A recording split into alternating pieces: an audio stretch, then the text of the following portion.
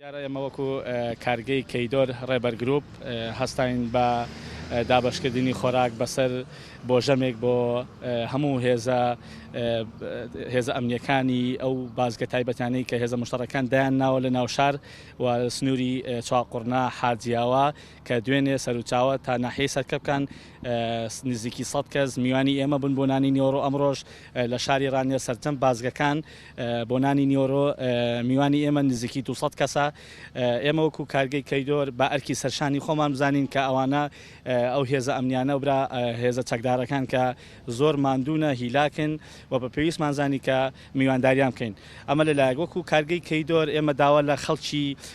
چۆن دەڵی خواپێداو دەکەین کە هاوکاری هێزە ئەمنیەکان بکەن چونکە ئەوانە ماندوونە و داواش لە هاوڵاتیان دەکەین کە پابەندی ڕێنمایەکانی وەزارەتی تەندروستی و لایەنە پەیوەندیدارەکان من بۆ دوورکەوتنەوە لە ڤایرۆسی کۆرۆنا